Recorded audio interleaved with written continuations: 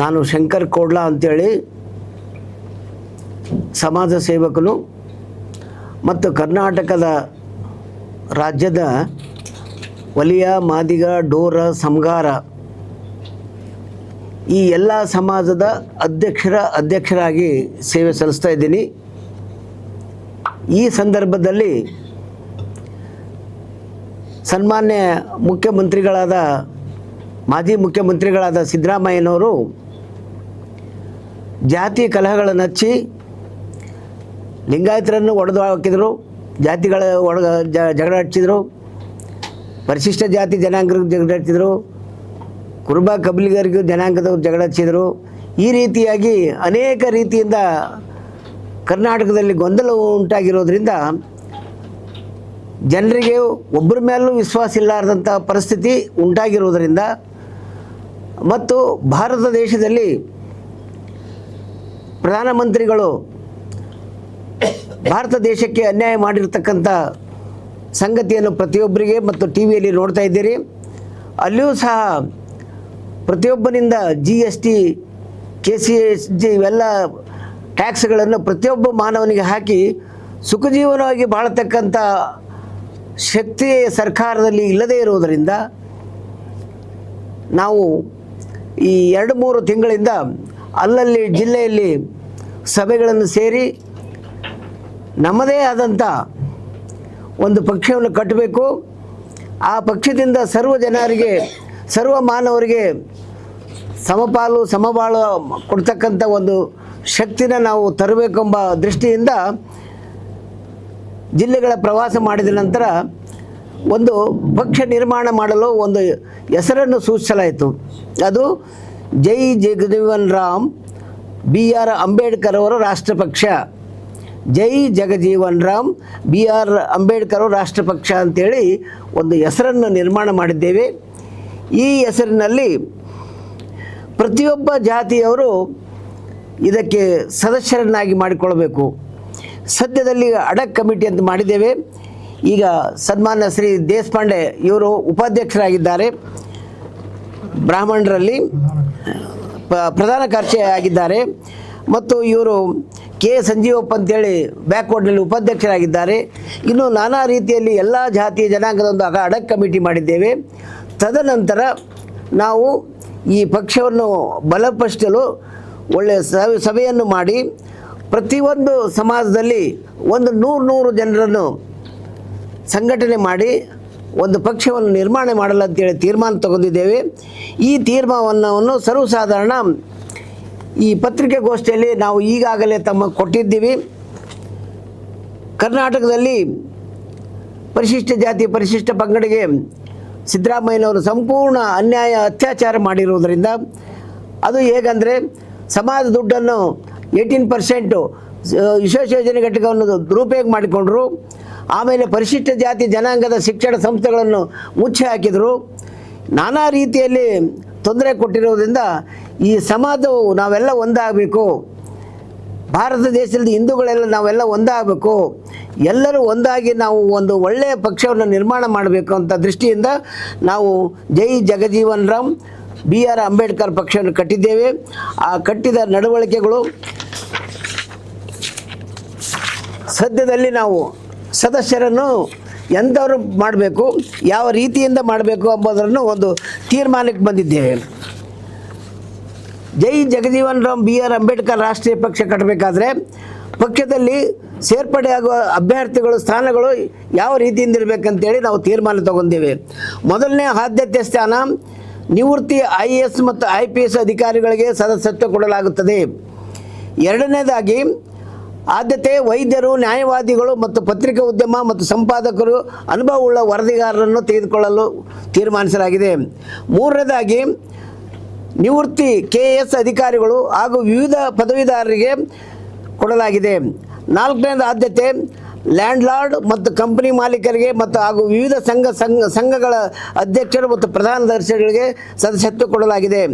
ಐದನೇದಾಗಿ ಆದ್ಯತೆ ಮಾನ್ಯ ಸದಸ್ಯತ್ವ ವಿವಿಧ ಪಕ್ಷಗಳಲ್ಲಿ ರಾಜಕೀಯಲಾಗಲಿ ಸಾಮಾಜಿಕರಾಗಲಿ ಸಚಿವರಾಗಲಿ MLAಗಳಾಗಲಿ ಮತ್ತು ಪ್ರಜಾಪ್ರಭುತ್ವದಲ್ಲಿ ನಿಷ್ಠೆಯಿಂದ ದುಡಿತಕ್ಕಂಥ ನ್ಯಾಯ ನೀತಿ ಧರ್ಮ ಮತ್ತು ತನು ಮನದಿಂದ ಪಕ್ಷ ಅಭಿವೃದ್ಧಿ ಶ್ರಮಿಸ್ತಕ್ಕಂಥ ಜನತೆಗೆ ಸದಸ್ಯತ್ವ ಕೊಡಬೇಕಂತ ಒಂದು ತೀರ್ಮಾನಕ್ಕೆ ಬಂದಿದ್ದೇವೆ. ಮತ್ತು ಈ ಒಂದು ಪಕ್ಷದಲ್ಲಿ ಸದ್ಯದಲ್ಲಿ ಒಂದು 11 ಅಂಶಗಳನ್ನು ನಾವು ತೆಗೆದುಕೊಂಡಿದ್ದೇವೆ. ಪಕ್ಷದ ಉದ್ದೇಶಗಳು ಧ್ಯೇಯ ಧೋರಣೆಗಳು ಏನಪ್ಪ ಅಂತಂದರೆ, ಭಾರತ ದೇಶದಲ್ಲಿ ಅಥವಾ ವಿವಿಧ ರಾಜ್ಯಗಳಲ್ಲಿ ಸದರಿ ಪಕ್ಷ ಆಯ್ಕೆಯಾದರೆ ಕೃಷಿ ಜಮೀನು ಇರುವ ರೈತರ ಮಾನದಂಡಗಳ ನಿಯಮಗಳ ಪ್ರಕಾರ ಉಚಿತ ಜಮೀನುಗಳನ್ನು ಅರಗುವುದು, ಬಿತ್ತು ಕೊಡುವುದು ಮತ್ತು ಬೀಜ ಗೊಬ್ಬರ ಉಚಿತವಾಗಿ ಕೊಡಬೇಕಂತೇಳಿ ನಾವು ಈ ಒಂದು ದೇಹದ ಉದ್ದೇಶ ಇಟ್ಕೊಂಡಿದ್ದೇವೆ. ಎರಡನೇದಾಗಿ ಶಿಕ್ಷಣಕ್ಕೆ ಹೆಚ್ಚಿನ ಮಹತ್ವ ನೀಡಿ 1ನೇ ತರಗತಿಯಿಂದ ಹಿಡಿದು 10ನೇ ತರಗತಿವರೆಗೆ ಓದುವ ಮಕ್ಕಳಿಗೆ ಯಾವುದೇ ಜಾತಿ ಧರ್ಮ ಇಲ್ಲದೆ ಎಲ್ಲ ಮಾನವ ಕುಲಕ್ಕೆ ಉಚಿತ ಶಿಕ್ಷಣ ಸರ್ಕಾರದಿಂದ ನೀಡುತ್ತೇವೆ ಅಂತೇಳಿ ಒಂದು ಎರಡನೇ ಉದ್ದೇಶ ಆಗಿದೆ. ಮೂರನೇ ಉದ್ದೇಶ ಆರೋಗ್ಯ ಕೆಲವು ಮಾನದಂಡಗಳ ಮುಖಾಂತರ ಪ್ರತಿಯೊಬ್ಬ ಮಾನವರಿಗೆ ಸರ್ಕಾರ ಆಸ್ಪತ್ರೆಯಲ್ಲಿ ಉಚಿತ ಚಿಕಿತ್ಸೆಯನ್ನು ಕೊಡಬೇಕೆಂದು ನಿರ್ಧರಿಸಲಾಗಿದೆ. 4ನೇ ಉದ್ದೇಶ ಜಿಲ್ಲೆಯ ತಾಲೂಕಿನ ಕೊನೆಯ ಹಳ್ಳಿಯಿಂದ ಹಿಡಿದು ತಾಲೂಕು ಮತ್ತು ಜಿಲ್ಲಾ ಮಟ್ಟದಲ್ಲಿ ಸಾರ್ವಜನಿಕರಿಗೆ ಅನುಕೂಲವಾಗುವಂತೆ ಬಸ್ಸಿನ ವ್ಯವಸ್ಥೆ, ವಿದ್ಯುತ್ ಮತ್ತು ನೀರಿನ ವ್ಯವಸ್ಥೆ ಸರ್ಕಾರದಿಂದ ಮಾಡಿಸಲಾಗುತ್ತದೆ. 5ನೇದು ನಮ್ಮ ಪಕ್ಷ ಆಯ್ಕೆಯಾದ ರಾಜ್ಯದಲ್ಲಿ ನಿರುದ್ಯೋಗ ಮುಕ್ತ ಮಾಡಲು ತಾಲೂಕು ಮಟ್ಟದಲ್ಲಿ ಎಲ್ಲ ಮಟ್ಟದಲ್ಲಿ ಉದ್ಯೋಗಕ್ಕಾಗಿ ಕಂಪನಿಗಳನ್ನು ಪ್ರಾರಂಭಿಸುವ ವ್ಯವಸ್ಥೆ ಮಾಡಲಾಗುತ್ತದೆ. ಮತ್ತು ಯಾರಾದರೂ ತಾಲೂಕು ಮತ್ತು ಜಿಲ್ಲೆ ಮಟ್ಟದಲ್ಲಿ ಉದ್ಯೋಗ ಕಲಿಸಿಕೊಡಲು ಕಂಪನಿಗಳನ್ನು ಪ್ರಾರಂಭಿಸಿದರೆ ಅವರಿಗೆ ಕೆಲವು ಮಾನದಂಡಗಳ ಮುಖಾಂತರ ಬ್ಯಾಂಕಿನಿಂದ ಸಾಲವನ್ನು ಕೊಡಿಸಲಾಗುತ್ತದೆ. 6ನೇದು ಅನುಭವ ಶಿಕ್ಷಣ ಸಂಸ್ಥೆಗಳಿಗೆ, ಅದರಲ್ಲಿ ಅಸ್ಪೃಶ್ಯರ ಶಿಕ್ಷಣ ಸಂಸ್ಥೆಗಳಿಗೆ ಸ್ಥಳ ಮತ್ತು ಕಟ್ಟಡವು ಕೆಲವು ಮಾನದಂಡಗಳ ಮುಖಾಂತರ ಕಲ್ಪಿಸಿಕೊಡಲಾಗುತ್ತದೆ. ಮತ್ತು ನಿವೃತ್ತಿ ವಯೋಮಿತಿಕ ಅಕಾಲ ಮರಣ ರಾಜೀನಾಮೆ ಹುದ್ದೆಗಳಿಗೆ 3 ತಿಂಗಳ ಅವಧಿಯಲ್ಲಿ ತುಂಬುವಂತೆ ಸರ್ಕಾರದಿಂದ ಆದೇಶ ಹೊರಡಿಸಲಾಗುತ್ತದೆ. 7ನೇದು ಸದರಿ ಪಕ್ಷ ಆಯ್ಕೆಯಾದ ರಾಜ್ಯದಲ್ಲಿ 1 ತಿಂಗಳಲ್ಲೇ ಭ್ರಷ್ಟಾಚಾರ ನಿರ್ಮೂಲನೆ ಮಾಡುತ್ತೇವೆ. 8ನೇದು ಜಾತಿ ಪದ್ಧತಿಗಳನ್ನು ಹೋಗಲಾಡಿಸಲು ಸಂವಿಧಾನಾತ್ಮಕವಾಗಿ ನಿರ್ಮೂಲನೆ ಮಾಡಲು ಸಾಧ್ಯವಾದರೆ ನಶಿಸಿ ಹೋಗುವಂತೆ ಮಾಡುತ್ತೇವೆ. 9ನೇದು ಅಬಕಾರಿ ಮದ್ಯಪಾನವನ್ನು ಹಳ್ಳಿಗಳಲ್ಲಿ ಎಲ್ಲ ಮದ್ಯಪಾನಗಳನ್ನು ಅಂಗಡಿಗಳನ್ನು ತಾಲೂಕು ಮತ್ತು ಜಿಲ್ಲಾ ಮಟ್ಟದ ವರ್ಗಾಯಿಸಿ ಮತ್ತು ಮದ್ಯಪಾನ ಮಾಡುವವರಿಗೆ ಕೆಲವು ಮಾನದಂಡಗಳನ್ನು ನೀಡಿ ಕುಡಿಯಲು ಅವಕಾಶ ಮಾಡಿಸಿಕೊಡುತ್ತೇವೆ. 10ನೇದು ಹೆಣ್ಣು ಮಕ್ಕಳಿಗಾಗಿ ಮಕ್ಕಳು ಮತ್ತು ಮಹಿಳಾ ಕಲ್ಯಾಣ ಇಲಾಖೆಯಿಂದ ಮತ್ತು ಸಮಾಜ ಕಲ್ಯಾಣ ಇಲಾಖೆಯಿಂದ ಸ್ಲಮ್ ಬೋರ್ಡ್ನಿಂದ ನಿರ್ಗತಿಗೆ ಹೆಣ್ಣು ಮಕ್ಕಳಿಗೆ ಅವರು ಸುಖವಾಗಿ ಜೀವನ ಸಾಗಿಸಲು ಉಚಿತವಾಗಿ ಸೌಲಭ್ಯ ನೀಡುತ್ತೇವೆ.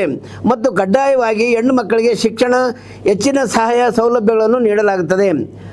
11ನೇದು ಅಡಿಗೆ ಅನಿಲ ಆಹಾರ ಧಾನ್ಯಗಳು ಬಡ ಜನರಿಗೆ ಹಿಡಿದು ಸಾಮಾನ್ಯ ಜನರಿಗೆ ಕಡಿಮೆ ಯೋಗ್ಯ ದರದಲ್ಲಿ ಸಿಗುವಂತೆ ಮಾಡುತ್ತೇವೆ.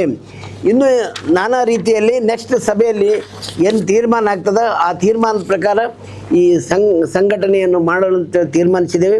ಇದಕ್ಕೆ ತಮ್ಮೆಲ್ಲರ ಪ್ರಚಾರ ಬಹಳ ಅವಶ್ಯಕತೆ ಇದೆ. ಮತ್ತು ಈ ನಮ್ಮ ಭಾರತ ದೇಶದಲ್ಲಿ ಈ ಅಶಾಂತ ಮೂಡಿರ್ತಕ್ಕಂಥ ಸಂದರ್ಭದಲ್ಲಿ ಒಂದೊಂದು ಸ್ಟೇಟ್ ಆದರೂ ನಾವು ನಮ್ಮ ರಾಜಕಾರಣಿ ನಮ್ಮ ವಶಕ್ಕೆ ತೆಗೆದುಕೊಳ್ಬೇಕೆಂಬ ದೃಷ್ಟಿಯಿಂದ ಮೊದಲನೇ ನಾವು ಕರ್ನಾಟಕವನ್ನು ಆಯ್ಕೆ ಮಾಡಿಕೊಂಡಿದ್ದೇವೆ. ಈ ಕರ್ನಾಟಕದಲ್ಲಿ ಸುಮಾರು 250 ಸೀಟಿಗೂ ಸಹ ನಾವು ಸ್ಪರ್ಧಿಸಲು ನಮ್ಮ ಪಕ್ಷ ತೀರ್ಮಾನಿಸಿದೆ. ಈ ರೀತಿಯಾಗಿ ನಾವು ಹೊಸ ಪಕ್ಷ ಕಟ್ಟುತ್ತಿರೋದ್ರಿಂದ ಇಂದಿನ ಶುಭಾಶಯಗಳೊಂದಿಗೆ ತಮ್ಮೆಲ್ಲರಿಗೂ ನಾವು ವಂದಿಸಿ ಈ ಒಂದು ಪಕ್ಷದ ಒಂದು ಘೋಷಣೆಗಳನ್ನು ತಾವು ಪ್ರಕಟಿಸಬೇಕೆಂದು ಕೋರುತ್ತೇನೆ. ತಾವು ಏನಾದರೂ ಪ್ರಶ್ನೆ ಕೇಳಿದರೆ ಕೇಳ್ಬೋದು. ರಾಷ್ಟ್ರೀಯ ಪಕ್ಷನ ಇಲ್ಲ ಪ್ರಾದೇಶಿಕ ಪಕ್ಷನ ಅಂತ ಗೊತ್ತಾಗ್ತಲ್ಲ ಸರ್. ನಾವು ರಾಷ್ಟ್ರೀಯ ಪಕ್ಷ ಮಾಡಬೇಕಂತ ಹೊರಟಿದ್ದೀವಿ. ಸದ್ಯದಲ್ಲಿ ಈ ಕರ್ನಾಟಕದಿಂದ ಸ್ಟಾರ್ಟ್ ಆಗೋದ್ರಿಂದ ಪ್ರಾದೇಶಿಕ ಪಕ್ಷ ಮಾಡ್ಕೊಂಡು ಹೋಗೋಣ ಅಂತೇಳಿ ಇನ್ನು ತೀರ್ಮಾನದಲ್ಲಿ ಇದೆ.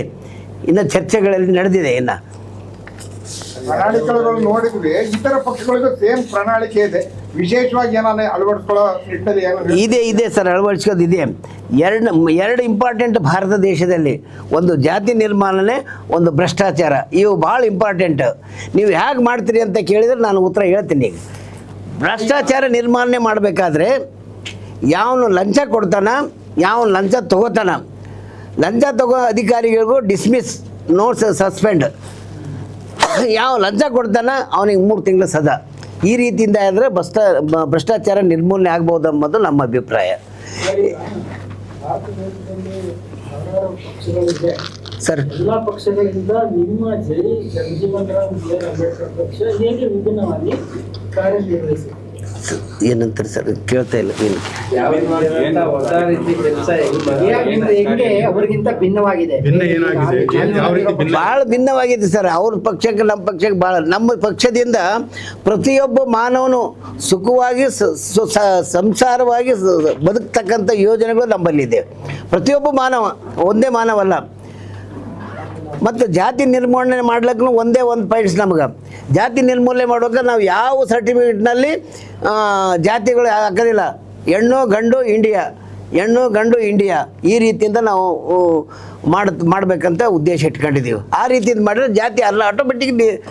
ಇಲ್ಲಾಂದರೆ ಒಬ್ಬರು ಅವರು ಅದು ಇದು ಅಂತ ಬರ್ಕೊಂತ ಹೋದ್ರೆ ಇದಾಗ್ತದೆ. ಇದು ರಿಸರ್ವೇಷನ್ ಸಂಬಂಧನೇ ಬೀಳೋದಿಲ್ಲ ಇಲ್ಲಿ. ಯಾಕಂದರೆ ಪ್ರತಿಯೊಬ್ಬರು ಜಾತಿಗೆ SSLC ನಾವು ಶಿಕ್ಷಣ ಕೊಟ್ಟರೆ ಅಲ್ಲಿ ರಿಸರ್ವೇಷನ್ ಪ್ರಶ್ನೆ ಬರೋದಿಲ್ಲ. ಈ ರೀತಿಯಿಂದ ಎಲ್ಲ ಯೋಜನೆಗಳನ್ನು ಈಗ ಮಾಡಿರ್ತಕ್ಕಂಥ ಎಲ್ಲವುಗಳನ್ನು ಒಳಗೊಂಡು ನಾವು ಹೊಸದಾಗಿ ಮಾಡಬೇಕಂತೇಳಿ ಈ ಪಕ್ಷವನ್ನು ಪ್ರಾರಂಭ ಮಾಡಿದ್ದೀವಿ ಸರ್. ಮುಂಬರುವ ಎಲೆಕ್ಷನ್ಗಳಿಗೆ ತಮ್ಮ ಪಕ್ಷ ಕಂಡಕ್ಟ್ ಮಾಡುತ್ತಾ?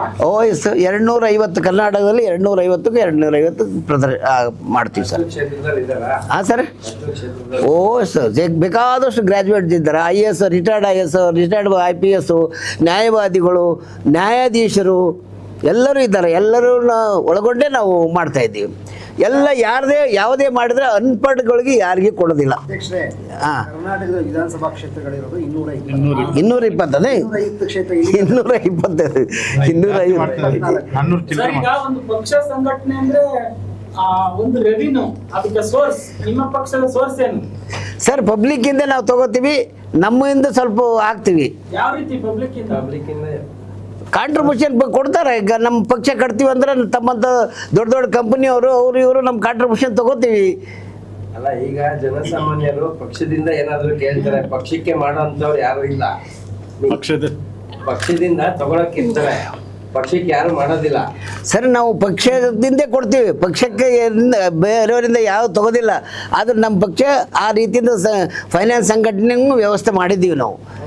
ಜಾತಿ ನಿರ್ಮೂಲನೆ ಮಾಡ್ತೀವಿ ಅಂದ್ರಲ್ಲ, ಕ್ಯಾಟಗರಿ ಮೇಲೆ ನಿಂತಿದೆ. ಎಲ್ಲಾ ಜಾತಿ ಎಲೆಕ್ಷನ್ ಬಂದ್ರು MLA ಯಾವ ಕ್ಯಾಂಡಿಡೇಟ್ ಅಂತ, ಅದು ಯಾವ ತರ ನಿರ್ಮೂಲನೆ ಮಾಡ್ತೀವಿ ಸರ್? ನಾವು ನಮ್ಮಲ್ಲಿ ಏನಿದೆ ಈ ಕ್ಯಾಟಗರಿ ಅಂತಂದ್ರೆ, ಈ ಎಲ್ಲ ಜಾತಿಯವರ ನಮ್ಮಲ್ಲಿ ಬ್ರಾಹ್ಮಣರ, ಲಿಂಗಾಯತರ, ಗೌಡ್ರರ ಎಲ್ಲ ಜನರು ಕೊಡ್ಕೊಂಡು ಮಾಡ್ತೀವಿ ನಾವು. ಸರ್ವಸಾಧಾರಣ ಎಲ್ಲ ಗ್ರ್ಯಾಜುಯೇಟ್ ಇರಬೇಕು. ಪ್ರತಿಯೊಬ್ಬ ವ್ಯಕ್ತಿ ಶಾಸಕರಾಗಬೇಕಾದ್ರೆ ಗ್ರ್ಯಾಜುಯೇಟ್ ಇರಬೇಕು. ಗ್ರ್ಯಾಜುಯೇಟ್ ಇದ್ದಂಥ ವ್ಯಕ್ತಿಗಳಿಗೆ ಮಾತ್ರ ನಾವು ಟಿಕೆಟ್ ಕೊಡ್ತೀವಿ. ಸಮಾಜ ಸೇವೆಗೆ ಥ್ಯಾಂಕ್ ಯು.